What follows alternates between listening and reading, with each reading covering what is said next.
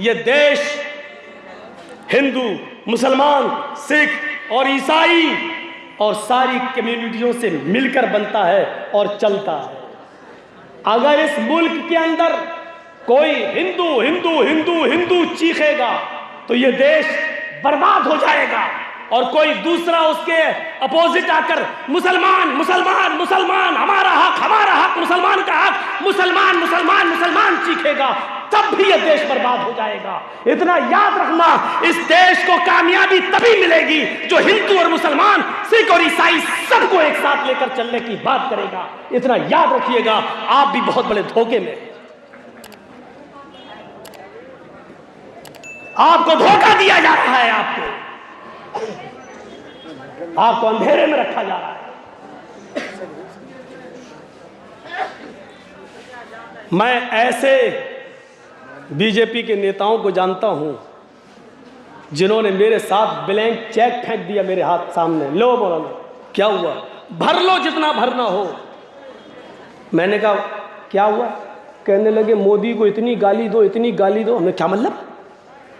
कहा कि हम यही तो चाहते हैं कि तुम जितना बुरा कहोगे उतना ही हमारी कम्युनिटी एक हो जाएगी, वो सब एक हो जाएंगे।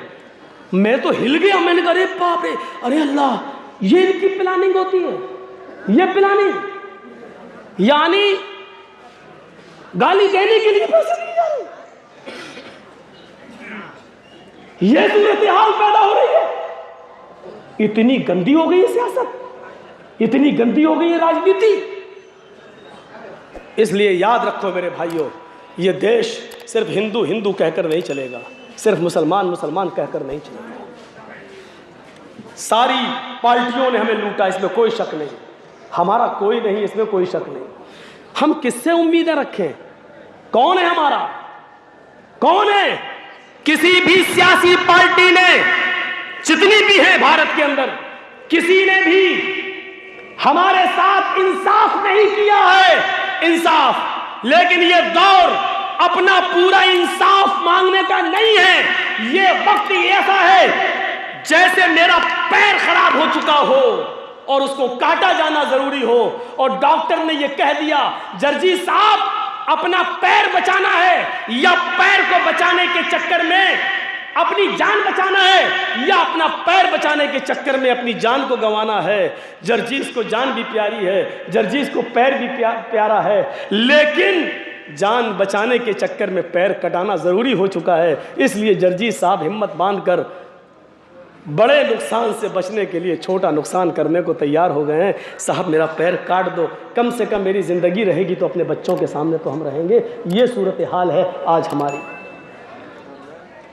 ये याद रखिएगा, ये सोच लीजिएगा। एनआरसी आपके सर पे मुंडला रही है। ये किसान आंदोलन में अगर कामयाब हो गए ना आज, तो ये मान के चलिएगा कि अब ये अगला निशाना फिर ये बोलेंगे इतना बड़ा एहतिजाज जब हमने नाकाम कर दिया तो अब लागू कर दो ये। और यहां अगर फेल हो गए तो उनको डर यही है कि अब फिर मुसलमान लोग कहीं फिर से एनआरसी और सीए के खिलाफ मोर्चा ना खोल लें और किसान भी उनकी मदद के लिए ना आ जाएं। ये सब हमारे सरों पे मुड़ला रही है। ये सारी चीज़ें हमारे सामने मौजूद हैं, ये याद रखना। तकरीर करता हूँ मैं मालदा में, बोला मैंने मालदा में, जीते तो वतन मुबारक, हारे तो कफन मुबारक। बोले हम मालदा कलिया चक में, और केस होता है मौलाना जर्जीस के ऊपर इटावा में, मेरे यहाँ। सोच रहे हैं आप? बोलते हैं यहाँ, केस होता है वहाँ, और केस होने के बाद आज तक अभी तक कोई वारंट भी नहीं आता है। धारा 153 लगी हुई है, यानी अगर साबित हो जाए तो 3 साल की सजा है इस जुर्म में, 3 साल की। इतनी बड़ी 3 साल की सजा जिस धारा में हो, अभी तक 1 साल हो गया, कोई सम्मन नहीं, वारंट नहीं, बस डराने के लिए 153A लगा हुआ है, 153, ताकि दोबारा आवाज ना खोली जाए।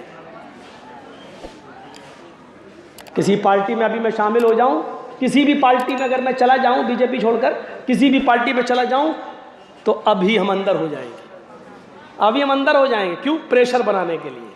देखो फला पार्टी बुलवा रही है, यह सूरत हाल हो चुकी है।